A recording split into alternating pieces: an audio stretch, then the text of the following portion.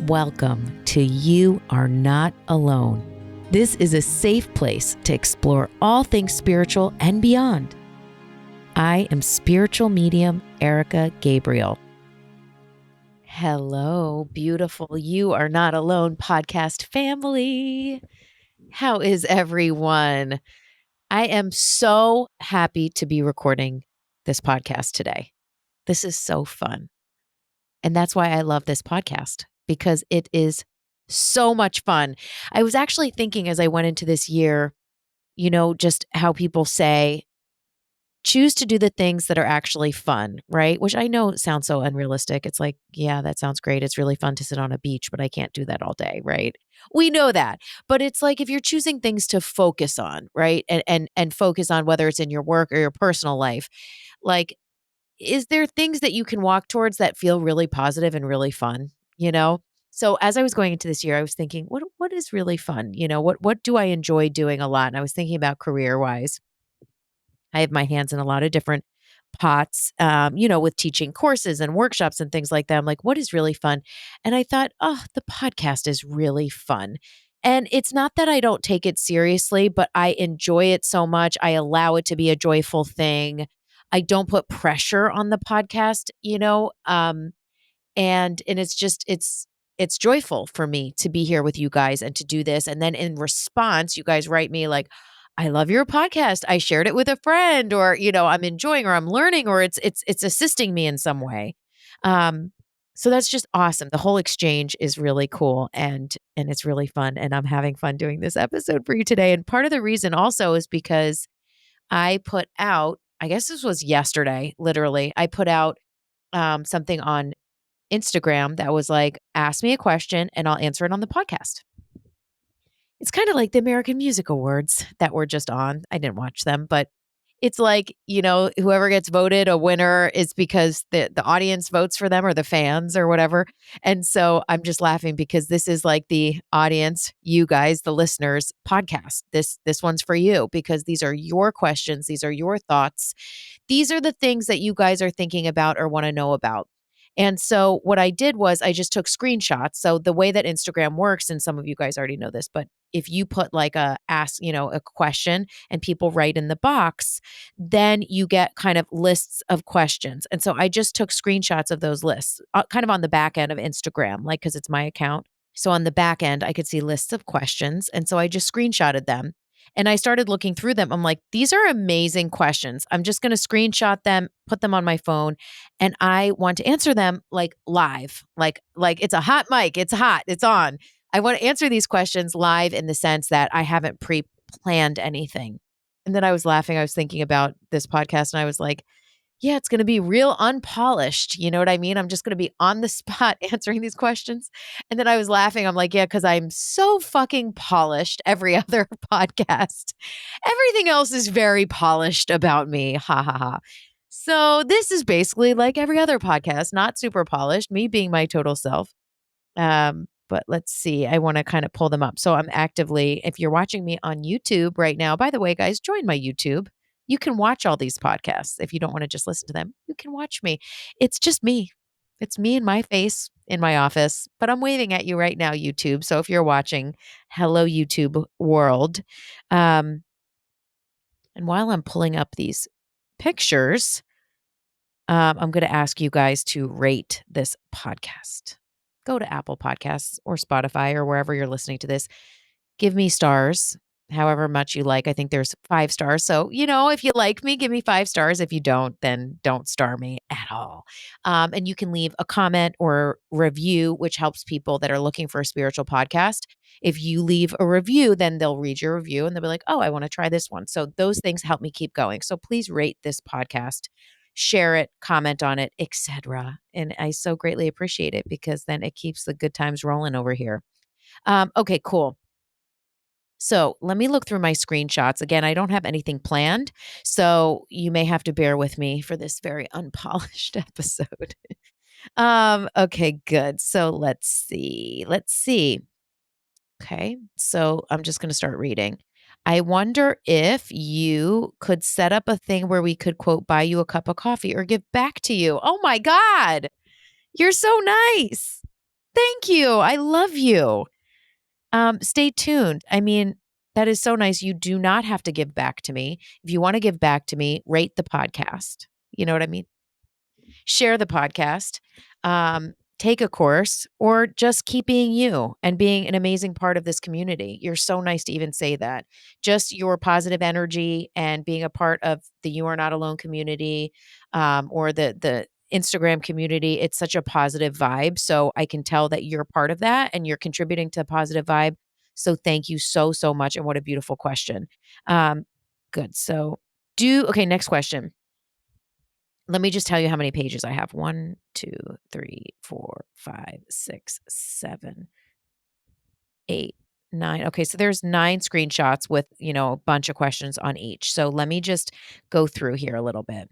Thank you again to the beautiful person that asked me about a cup of coffee. Actually, I'd love a cup of coffee right now, although I've become very partial to cold brew, not Starbucks cold brew, by the way. Starbucks cold brew, I wanted to throw up. It was horrible. But I get this cold brew at the grocery store and it's like a blonde roast cold brew. I put that with some ice and a straw and a splash of half and half. Oh, it's like drinking coffee ice cream. So, anywho, this question, do spirit guides hear, our thoughts? Rather, can we communicate non-verbally? Okay, so that is such a great question.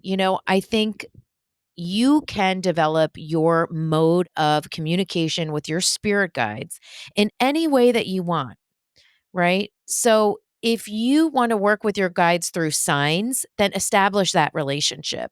If you want to work with your guide through calming your mind and then connecting with them through the mind, then establish that. If you want to work with your guides through journaling, or, there's all kinds of ways you can work with your guides. But if you're feeling like, I want to be able to go in and non-verbally communicate with the guides, then that's awesome. Do that for sure. Guides can absolutely communicate non-verbally. In fact, that's how most of my communication is with my guides. It's impressions, it's a vibration, it's a picture that I see. I do hear words and hear speaking, but it's usually through the intonations of my own voice in a way, which I like. I wouldn't want to hear like some random person's voice in my head. Then I'd be like, oh shit, this is taking a turn. You know what I mean? This is really taking a turn over here. Um, but yes, so to answer it simply, yes, you can absolutely communicate nonverbally. Work on developing your relationship with your guides.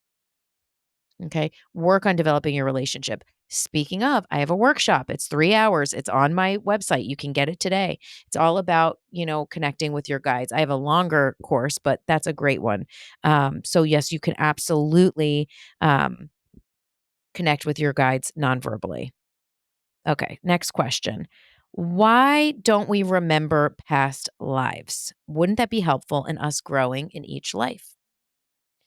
So, first of all, you can go back. Here's the thing. Here's the thing about, spiritual connection and past lives and stuff. It's not that we don't remember. Our soul knows, our spirit knows.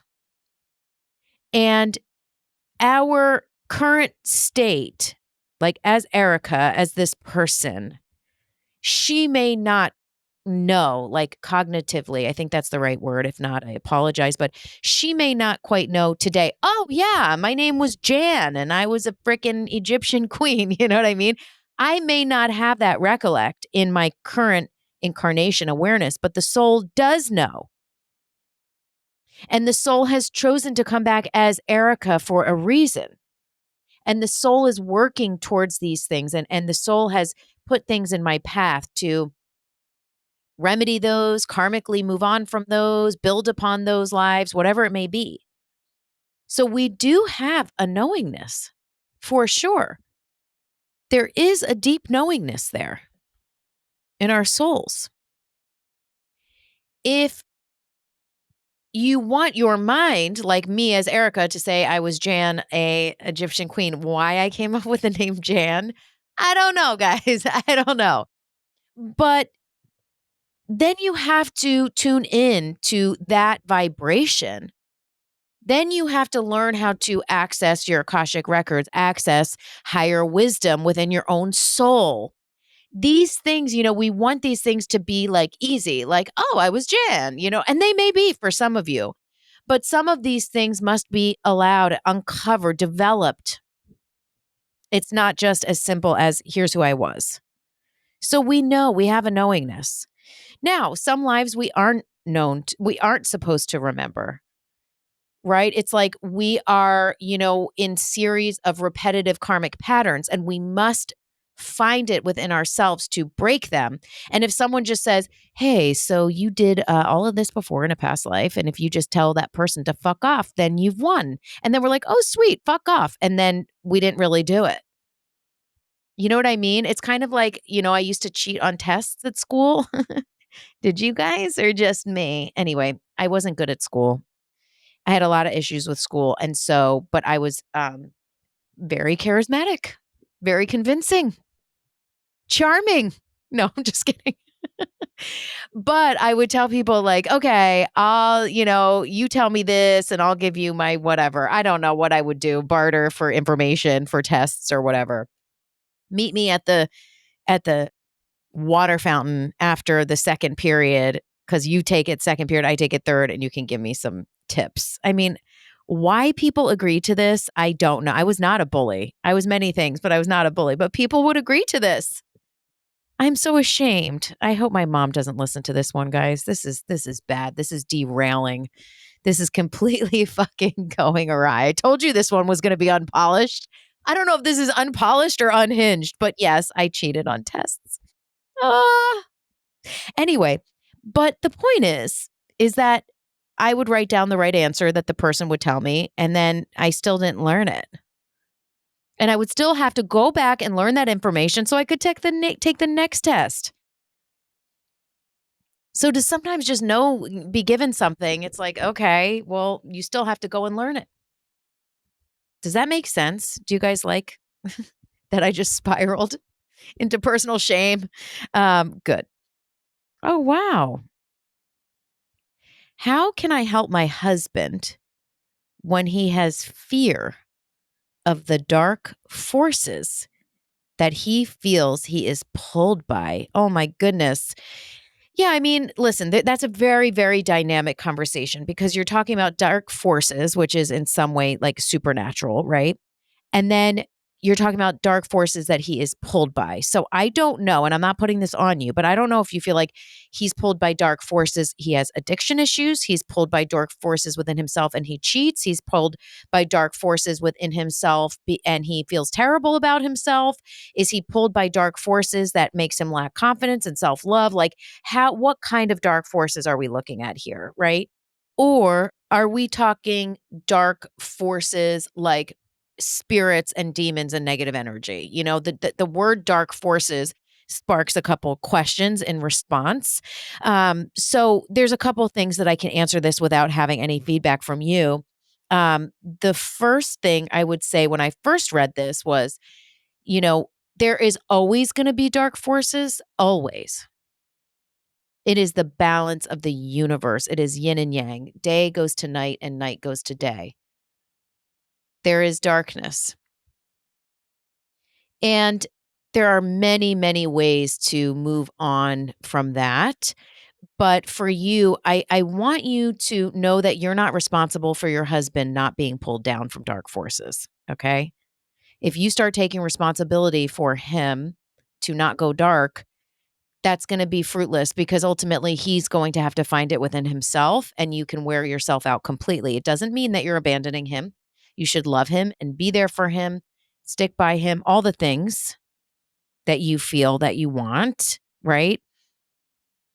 That you want for your relationship, that you saw for yourself when you got with him, right? Being a great, loving partner. You can still do all of that, but you cannot fix him.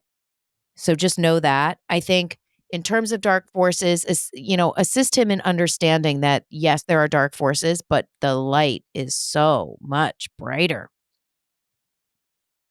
If you turn on a light, the darkness is gone. Game over. Right? Done. If you're in a dark room and you turn on a light, the dark is gone.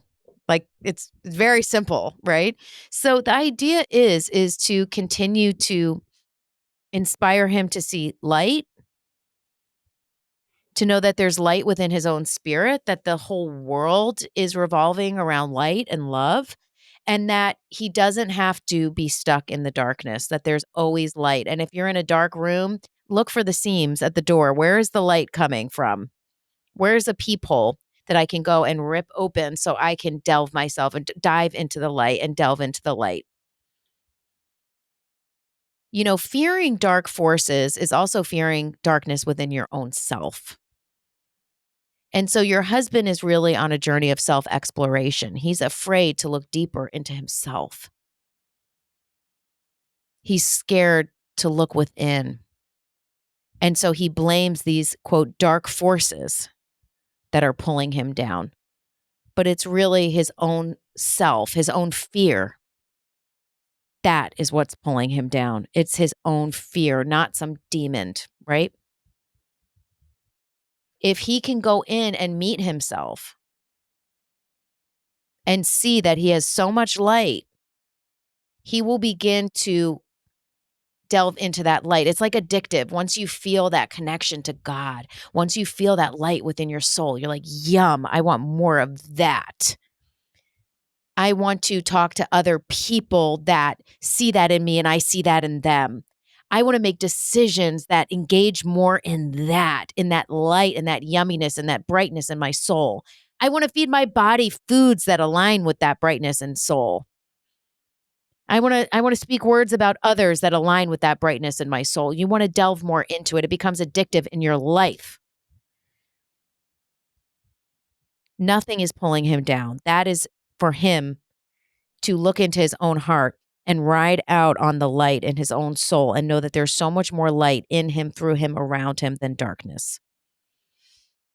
Good. Interesting. Is the Bible accurate, or have truths been lost in translation? Let me just use my words carefully. Let me just go into my guides.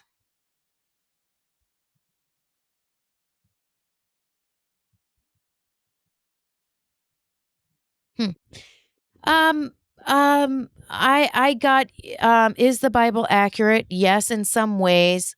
Have truths been lost in translation? Yes, in many ways. So listen, there are components, there are things in there that are accurate, but the accuracy that I'm getting is like, they're stories, right? There are stories. So let me give an example. Santa Claus. Does Santa Claus, a big, fat, white dude with a white beard wearing a red, fuzzy suit, jump down chimneys and leave presents and eat all the cookies? Does that happen? No. Like earmuffs, kids. No. But what is the truth there? Well, there is a season, and it's the holiday season, okay? And it can be very magical for children. There's foods and family coming together, and there's all kinds of things dating back to pagan holidays, but let's just stay focused. And there's gifts and there's celebrations, and it's a very magical time. And in order for kids to get that and feel that, we put a face on it called Santa Claus. And all of that magic we were able to put into this pretend thing so that kids could engage in the magic of this holiday with a face on it. And in the Bible, there is stories that we've been given to encompass the magic or the meaning behind the story. So, are there some accuracies? Sure. But are there also things that are told that didn't happen, but they're a story for us to understand the meaning and the magic and the vibration? Yes. I have no effing clue if that just made sense. It made sense to how my guides are explaining things to me, did it make sense to you guys? I wish we were in a room all together with the thousands of you that listen to this, and this was like a live show or whatever, or we were just hanging out and I could get feedback so that you guys could say, I understand this part, but not that part. And then I could maybe explain it more. But the Bible does have some accuracies in it. And yes, many of these truths are stories. So we understand the meaning behind the story, the feeling behind the story. Okay. I hope that makes sense. I truly do. Um, in Someone asked me for insight on the term of this president. Oh, fuck. Why did I read that out loud? I don't want to answer that. This is the thing with an on the spot podcast. I literally don't know what these questions are going to be. So I'm just like, I told you, I have screenshots. I'm just like scrolling through, like, okay, I'm reading them as we go. I definitely am skipping. Like, there's ones like, tell me what my daughter's going to do on Tuesday. Like, I'm skipping those. But then the one I just answered out loud, well, insight on the term of this president. Look, I made a decision a long time ago to voice opinions like on Instagram and stuff. Like, I will speak up against anti-Semitism. I will speak up against racism. I will speak up against, shootings in schools, like all these things, right? Obviously. Um, but I have refrained from saying like who I vote for or like political things like that. Um, Although every time I post about anti-Semitism, I lose droves of followers, which is just so fucking mind-blowing to me. Mind-blowing. Saying you stand against hate is like political. I'm like so confused. Anyway, that's a whole nother topic. So I don't want to talk about anything political. And here's why. Here's why.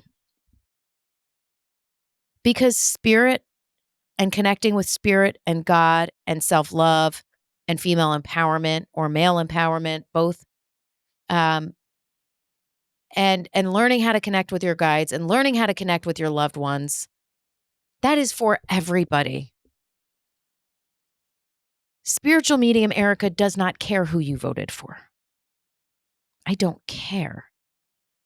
I care about you and your heart and your spirit and your connection to spirit and your connection to God.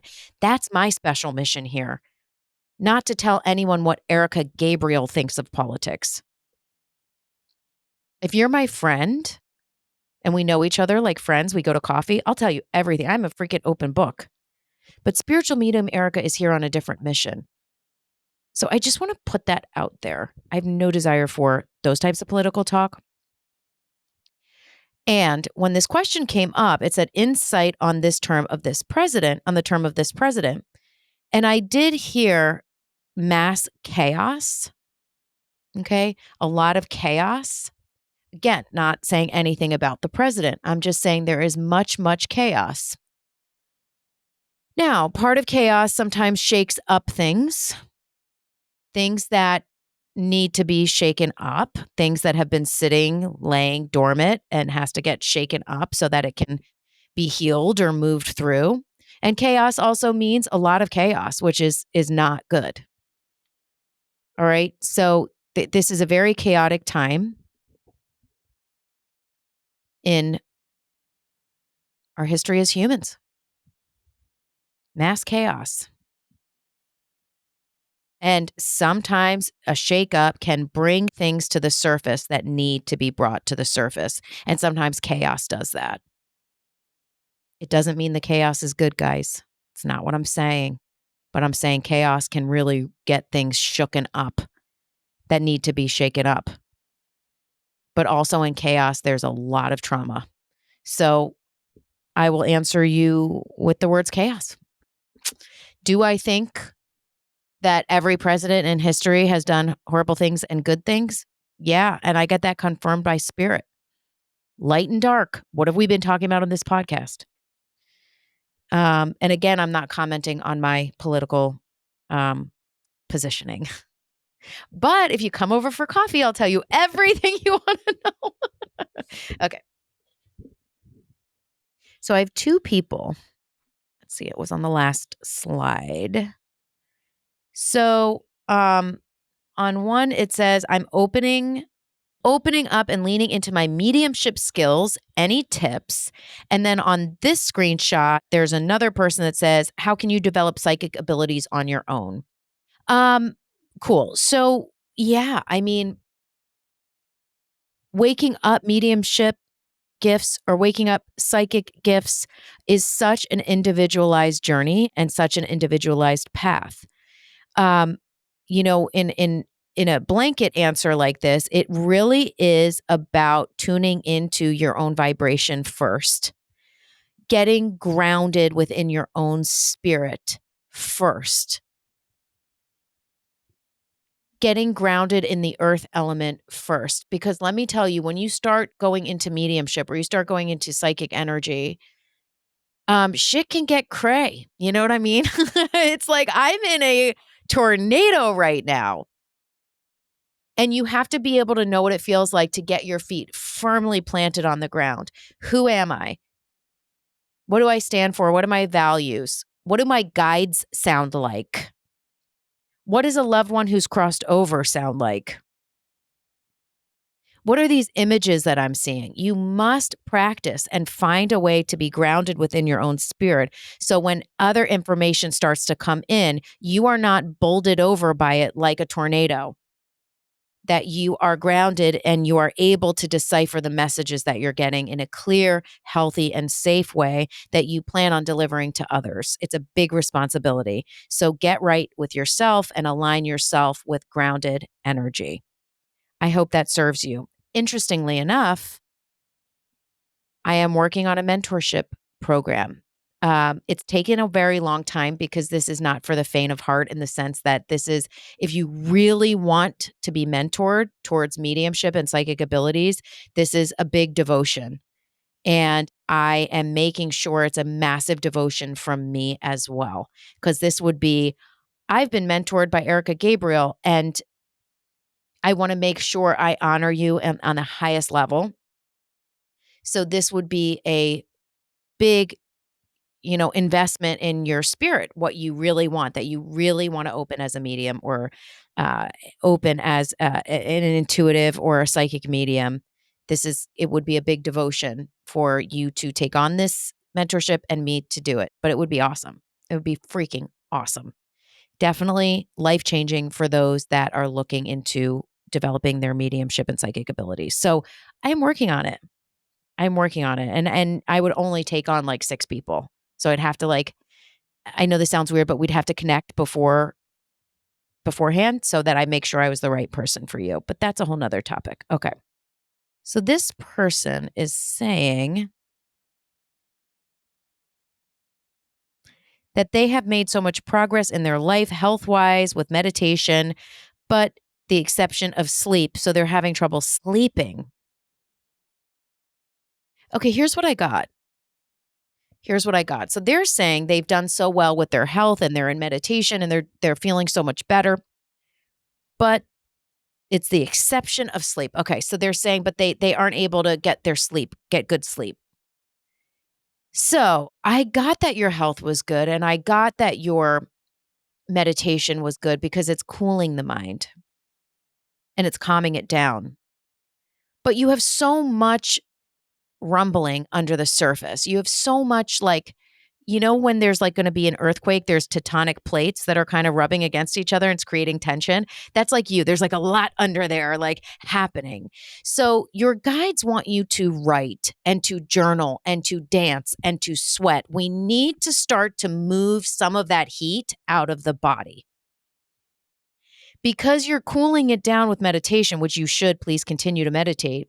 You're working on your health, you're cooling everything down with meditation, you feel very peaceful, and then you go to sleep and your unconscious mind starts to go, so anyway, when I was in the 3rd grade, this is what I did, and then I used to cheat on tests, and then I used to meet people by the water fountain and cheat on tests, and then I used to do this, and I feel so guilty about this, and I feel so bad about this, and I don't know what to do about this.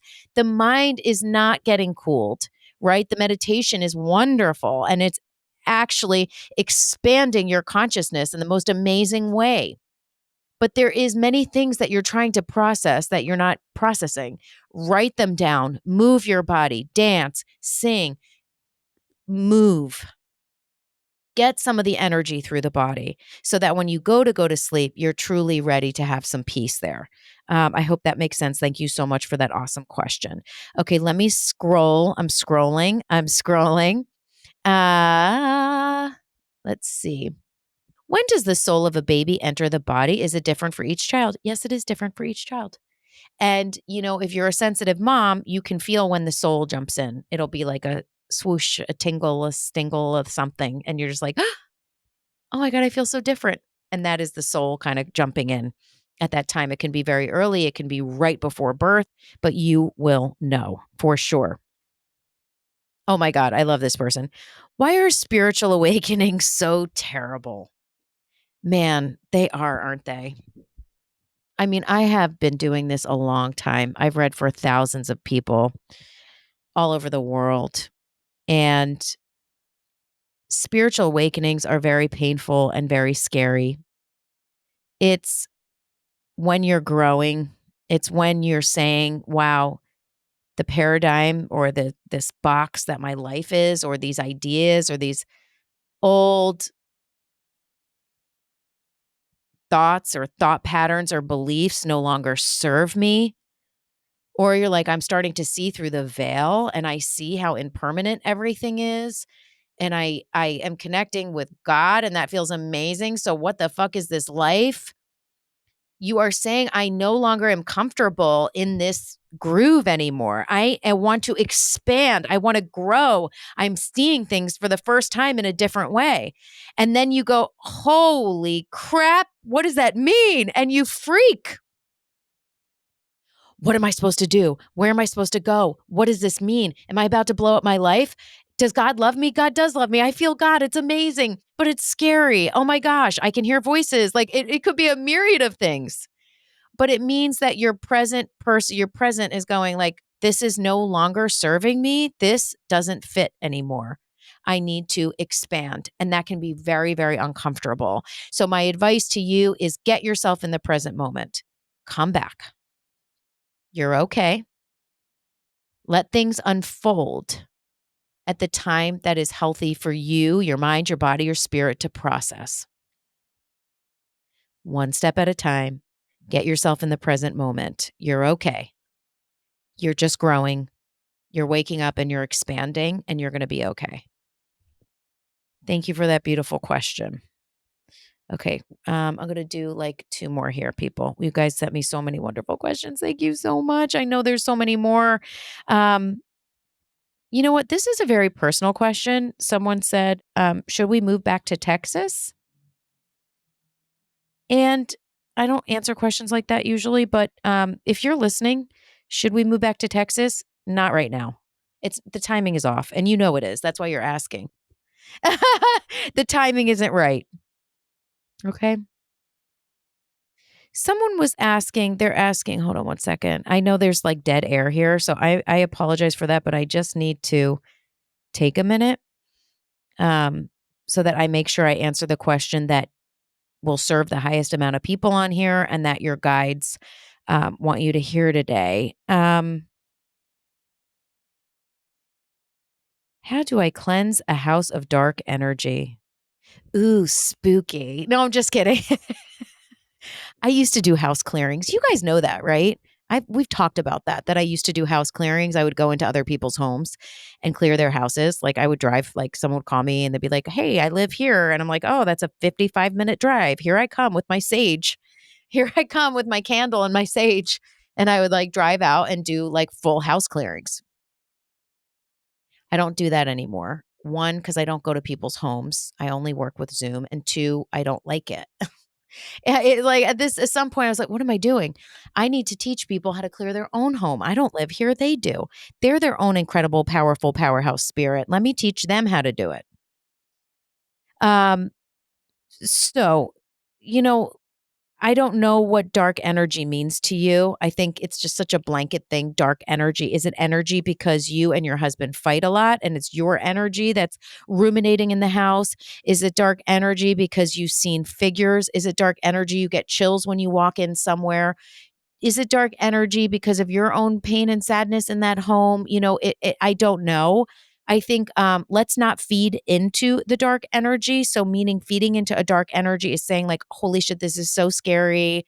There's darkness here. The darkness, like you feed into it with itself. You know what I mean? Just focusing on this darkness. So, don't feed into it. All right. um, get yourself, a white light candle, open your windows, open your doors, call to your angels, call to your guides, call to God, call to the universe with joy, with grace. I ask for my entire team to walk with me and to surround me in light and in love and assist me in clearing this home of anything that's unwanted. And, walk around, light some sage, open the doors, open the windows, open the front door, open the closet doors, and sage the house. I clear this place. I cleanse this space of any negativity, any psychic debris, any stuck energy. I ask it to go. I ask it to move. Please leave out the doors, out the windows. You may go in the name of God. You're not wanted here at this time. And, do it with a light heart, with a joyful heart.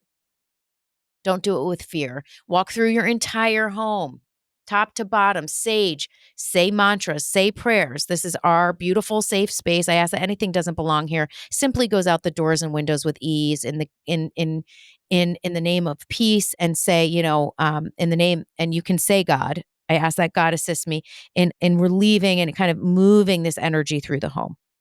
Sage it, move it, and when you're done, blow out whatever candle you lit.